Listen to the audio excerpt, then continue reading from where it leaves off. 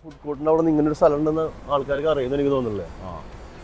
ഒരു അടിപൊളി വ്യൂ എന്ന് പറഞ്ഞാല് അടിപൊളി വ്യൂ ആണ്. ഇവിടുത്തെ നൈറ്റ് ലൈഫ് എന്ന് പറയുന്നത് വേറെ തന്നെ ഒരു സംഭവം തന്നെയാണ്. അതിന്റെ കൂടെ ഈ പറഞ്ഞ പോലെ മെയിൻ കാര്യങ്ങൾ എന്ന് പറഞ്ഞാൽ ഈ വാക്ക്, ഇത് വാക്കേ വേണ്ട, ഇതിന് ചുറ്റും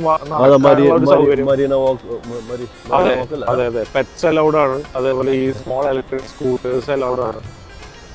അത് പോരാണ്ട് കൂടുതൽ ഇവിടെ യൂറോപ്യൻസ് ആണ് കൂടുതൽ തിങ്ങി പറക്കുന്നത്. അവർ അങ്ങനെയുള്ള ടീമുകളാണ്. ഒരു ലക്ഷറി ലൈഫാണ് ഇവിടെ മൊത്തത്തില്.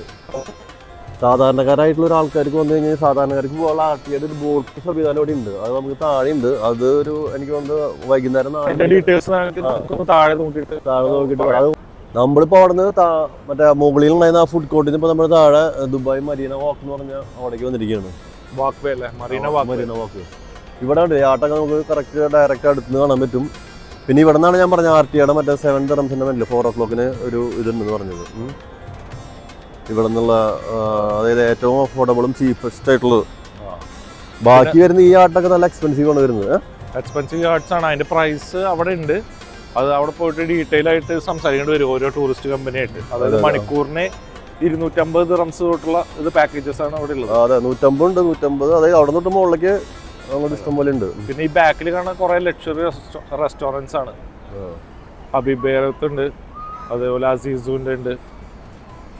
അങ്ങനെ പല പല റെസ്റ്റോറൻറ്റ്സ് ഉണ്ട് ഇവിടെ. ഈ സൈഡിലല്ല ഫുള്ള് ഇവിടെ ഒരു എക്സ്പെൻസീവ് ഏരിയ ആണ് സംഭവം. കാരണം അവർ കൂടുതൽ കോൺസെൻട്രേറ്റ് ചെയ്യുന്നത് യൂറോപ്യൻസിന് ആയതുകൊണ്ട് തന്നെ.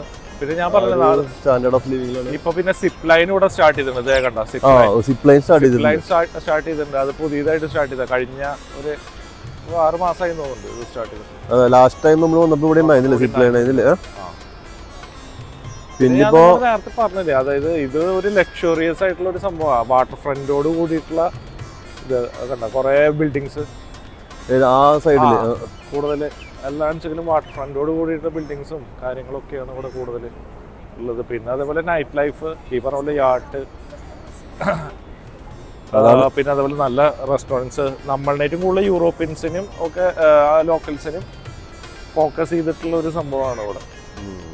ഒരു ലക്ഷറി കമ്മ്യൂണിറ്റി പറയാം, ലക്ഷറി പാക്കേജ് ഫുൾ.